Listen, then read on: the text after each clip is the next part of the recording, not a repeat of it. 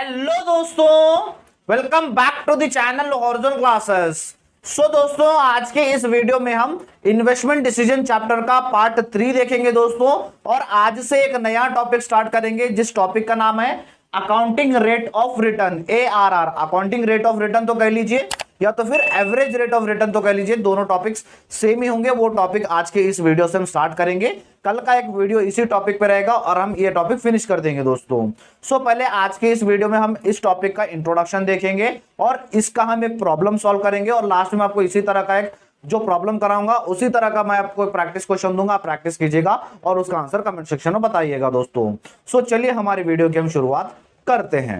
तो देखिए दोस्तों, टॉपिक का नाम क्या है? टॉपिक का नाम है accounting rate of return. So accounting rate of return क्या कहता है, मीनिंग से समझते हैं। These methods takes into account the earning expected from an investment over its whole life। यानी कोई भी एक कंपनी इन्वेस्टमेंट करती है तो उस इन्वेस्टमेंट से एक्सपेक्टेड अर्निंग कितनी होगी, कितनी कमाई होगी, उसे अंदाजा लगाना पूरे लाइफ टाइम में। यानी कोई एक कंपनी इन्वेस्टमेंट कर रही है तो उस इन्वेस्टमेंट से लाइफ टाइम में, पूरी जिंदगी भर उस इन्वेस्टमेंट से कितनी अर्निंग मिले वो अंदाजा लगाने को हम अकाउंटिंग रेट ऑफ रिटर्न कहते हैं दोस्तों। फॉर एग्जांपल के तौर पे मैं आपको समझा देता हूं। एक कंपनी ने मशीनरी के ऊपर इन्वेस्ट किया, यानी मशीनरी कंपनी ने खरीदी थी। सो उस मशीनरी उस कंपनी को रिटर्न कितना देगी पूरे लाइफ, जब तक वो मशीनरी चलेगी तब तक उसे कितना रिटर्न देगी वो आपको फाइंड आउट करना होता है अकाउंटिंग रेट ऑफ रिटर्न के अंदर दोस्तों। ये आपको बहुत डिफिकल्ट टॉपिक नहीं है, बहुत ही इजी टॉपिक है। सिर्फ आपको फॉर्मूले के हिसाब से करना है। फॉर्मूला अगर याद रहेंगे तो आपको ये टॉपिक पूरा क्लियर हो जाएगा दोस्तों। आइए फॉर्मूला देख लेते हैं। फॉर्मूला देखिए दोस्तों, फॉर्मूला क्या है? Average rate of return equals to average annual profit divided by average investment into 100। यानी एवरेज एनुअल प्रॉफिट ऊपर आएगा डिवाइडेड बाय एवरेज इन्वेस्टमेंट लेना है इनटू 100। सो सर, अब एवरेज एनुअल प्रॉफिट और एवरेज इन्वेस्टमेंट कैसे निकालें? उसके भी पर्टिकुलर फॉर्मूलास है दोस्तों। क्या फॉर्मूलास है? सो देखिए, पहले एवरेज एनुअल प्रॉफिट का देख लीजिए। Average annual profit equals to total profit after depreciation and taxes divided by number of years. यानी आपको अगर एवरेज एनुअल प्रॉफिट चाहिए तो उस इन्वेस्टमेंट से आपको जितना भी प्रॉफिट होगा वो लेना है, लेकिन आफ्टर डेप्रिसिएशन टैक्सेस। अगर डेप्रिसिएशन टैक्सेस के बाद आपको जितना भी प्रॉफिट बचेगा उस मशीनरी से वो लेना है। सो दोस्तों, कभी भी आपको एक ये बात याद रख लीजिए, अगर इस टॉपिक में आपको डेप्रिसिएशन एंड टैक्सेस नहीं निकाल के ऐसे ही प्रॉफिट दिया है तो आपको पहले डेप्रिसिएशन और टैक्सेस निकाल के आपको जो प्रॉफिट आएगा वो ले लेना है divided by number of years. यानी वो इन्वेस्टमेंट कितने साल तक चला, कितने साल आपको रिटर्न दिया, वो आपको डिवाइड कर लेना है दोस्तों। बहुत ही सिंपल होगा। हम जैसे प्रॉब्लम्स करते जाएंगे आपको बहुत ही इजी टॉपिक दिखता जाएगा दोस्तों। अब ये तो हो गया हमारा एवरेज एनुअल प्रॉफिट का। लेकिन सो दोस्तों, एवरेज प्रॉफिट तो हो गया, अब एवरेज इन्वेस्टमेंट कैसे निकालें? एवरेज इन्वेस्टमेंट निकालने के 3 कंडीशन हो सकते हैं, वो आपको मैं आपके स्क्रीन के ऊपर दे रहा हूं। ये तीनों कंडीशन से हम निकाल एवरेज इन्वेस्टमेंट निकालने के 3 कंडीशन हो सकते हैं। फर्स्ट है when no scrap value and additional capital. जब आपको क्वेश्चन में स्क्रैप वैल्यू और एडिशनल कैपिटल दोनों नहीं दिया जाए, सब आपका फॉर्मूला होगा average investment equals to original investment divided by 2। यानी जो आपका ओरिजिनल इन्वेस्टमेंट रहेगा, यानी इनिशियल इन्वेस्टमेंट जो किया था फर्स्ट पैसे देके, वो आपका वैल्यू ऊपर आएगा डिवाइडेड बाय 2 हो जाएगा दोस्तों। सेकंड कंडीशन है when scrap value is considered but no additional capital. जब स्क्रैप वैल्यू क्वेश्चन में दिया जाएगा बट एडिशनल कैपिटल नहीं दिया जाएगा, तब आपका फॉर्मूला होगा average investment equals to original investment minus scrap value divided by 2। So formula है ओरिजिनल इन्वेस्टमेंट दिया जाएगा वो कर लेना, उसमें से माइनस स्क्रैप वैल्यू कर लेना डिवाइडेड बाय 2 कर लेना दोस्तों। उसके बाद थर्ड कंडीशन है when scrap value and additional capital is considered. जब आपको स्क्रैप वैल्यू और एडिशनल कैपिटल दोनों दिया जाए क्वेश्चन में, तब आपका फॉर्मूला होगा average investment equals to initial investment. So दोनों एक ही है, इनिशियल या तो फिर original. Initial investment minus scrap value divided by 2। So initial investment से माइनस स्क्रैप वैल्यू कर लेना डिवाइडेड बाय 2 कर लेना। उसके बाद plus working capital plus scrap value. ये आपके तीनों फॉर्मूलेस है दोस्तों। एक बार जल्दी से ये थे हमारे फॉर्मूलाज दोस्तों। चलिए हमारे फर्स्ट क्वेश्चन की तरफ बढ़ते हैं, उससे पहले आप जल्दी से स्क्रीनशॉट ले लीजिएगा दोस्तों। चलिए बढ़ते हैं हमारे फर्स्ट क्वेश्चन पढ़ लेते हैं। क्वेश्चन दिया गया है, a company is requiring a machine which requires an investment of 3,20,000। The net income before tax and depreciation is estimated as follows.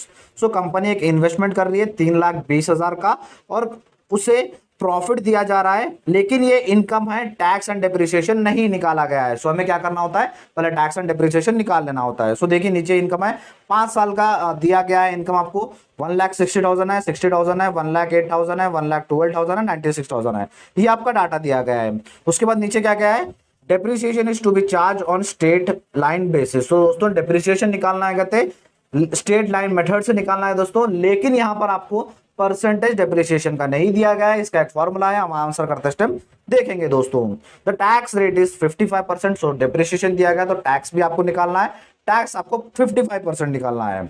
उसके बाद calculate average rate of return, so average rate of return find out करो बोल रहा है। सो आपको जो भी data ऊपर दिया गया है इसमें आपको टैक्सेस एंड डेप्रिसिएशन माइनस नहीं किया था, सो हमें माइनस करके ही हमें फॉर्मूले के हिसाब से करना है दोस्तों। चलिए आ जाइए अपने आंसर की तरफ दोस्तों। जो डाटा आपको क्वेश्चन में दिया गया था वही डाटा मैं यहाँ पर लिख दिया हूं दोस्तों। ईयर्स दिया गया था और आपको ये सारा अमाउंट दिया गया था, ये सारा आपको ईयर बाय ईयर प्रॉफिट मिल रहा बोल के ये अमाउंट दिया गया था दोस्तों। इनिशियल इन्वेस्टमेंट यानी कंपनी ने उस इन्वेस्टमेंट को शुरू किया था 3,20,000 से, ये डाटा मैंने यहाँ पर लिख लिया दोस्तों। सो ये डाटा क्या गया था, ये आपका डाटा कहा गया था कि ये डाटा है आपका, ये प्रॉफिट्स है आपके डेप्रिसिएशन और टैक्सेस निकालने से पहले के। सो आपको पहले क्या करना है, डेप्रिसिएशन और टैक्सेस निकाल लेना है दोस्तों। पहले इन पांचों को प्लस कर लीजिएगा।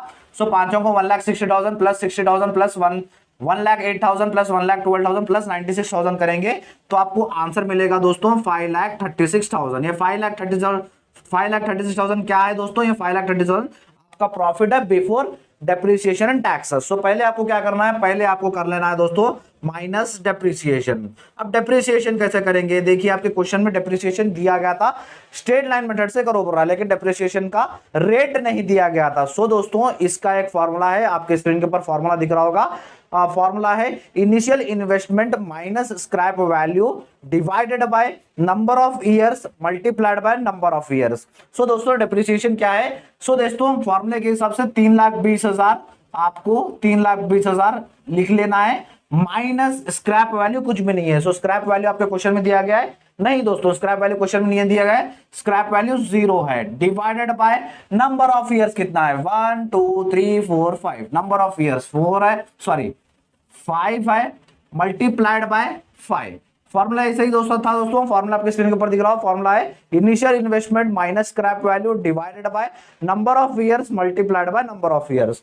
सो दोस्तों 3,32,000 minus 0 equals to 3,20,000 divided by 5 करेंगे तो आपका आंसर आएगा 64,000। ये 64,000 एक ईयर का डेप्रिसिएशन है, लेकिन आपको 5 ईयर का करना है, मल्टीप्लाइड बाय 5 करेंगे तो आपको आंसर मिलेगा दोस्तों 3,20,000। ये 3,20,000 क्या है आपका, 3,20,000 आपका डेप्रिसिएशन है। बहुत ही सारे बच्चे डेप्रिसिएशन में कंफ्यूज कर लेते हैं, डेप्रिसिएशन कुछ भी हार्ड नहीं है, सिर्फ इतना ही आपको फॉर्मूले के हिसाब से लगाना है। अगर स्क्रैप वैल्यू दिया था तो स्क्रैप वैल्यू हम यहाँ लगाते, नेक्स्ट क्वेश्चन में वो भी करना है, स्क्रैप वैल्यू भी आएगा।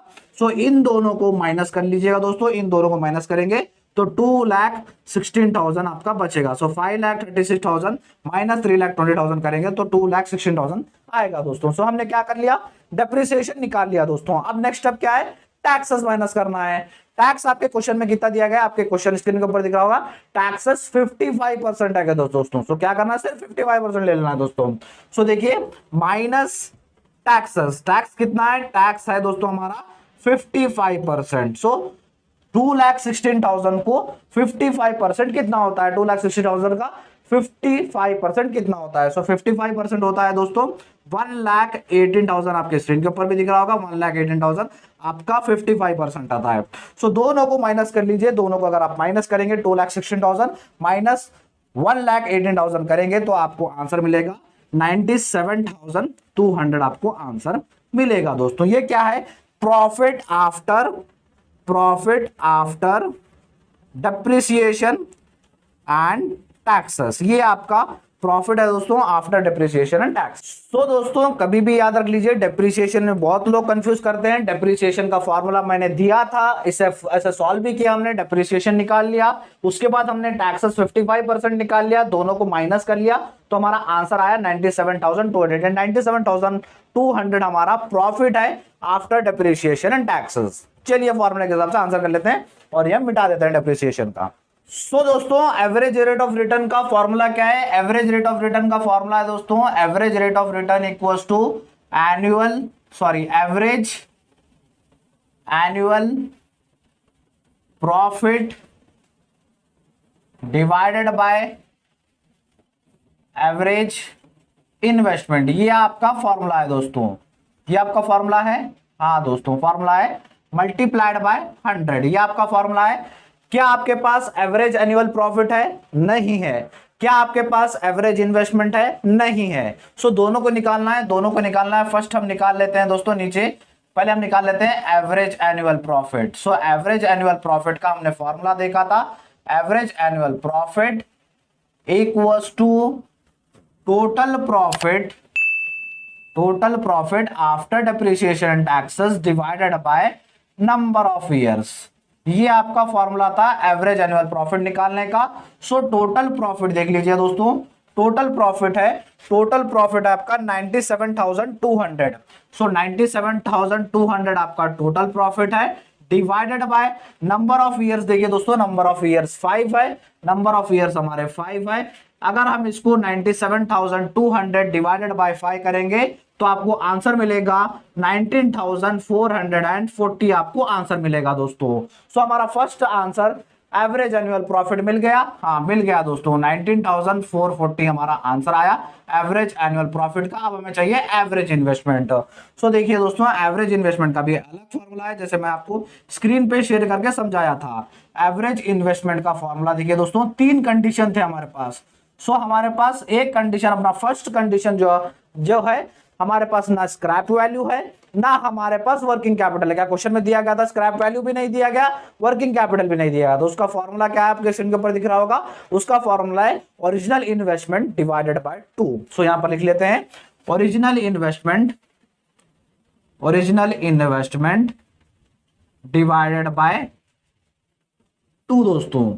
सो देखिए ओरिजिनल इन्वेस्टमेंट कितना है, कंपनी ने इन्वेस्टमेंट कितने से किया था, और जो आपके क्वेश्चन में था, क्वेश्चन का डाटा मैंने यहां लिखा था, इनिशियल इन्वेस्टमेंट 3,20,000 था।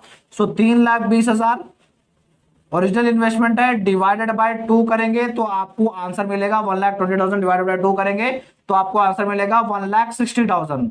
सो हमारा एवरेज इन्वेस्टमेंट भी मिल गया। हाँ दोस्तों एवरेज इन्वेस्टमेंट भी मिल गया, 1,60,000 हमारा एवरेज इन्वेस्टमेंट है, मल्टीप्लाइड बाय 100 करेंगे। सो अब आपको मिल जाएगा आपका answer average rate of return. So पहले आपको स्क्रीन के ऊपर दिख रहा होगा 19,440 डिवाइडेड बाय 1,60,000 मल्टीप्लाइड बाय 100 करेंगे तो आपको आंसर मिलेगा 12.15%। यानी आपको ये इन्वेस्टमेंट दे रहा है रिटर्न 12.15% का आपको रिटर्न दे रहा है ये इन्वेस्टमेंट। एक बार जल्दी से स्क्रीनशॉट ले लीजिएगा बच्चों। हमने कुछ नहीं किया, सिर्फ फॉर्मूले के हिसाब से हमने आंसर निकाला बच्चों।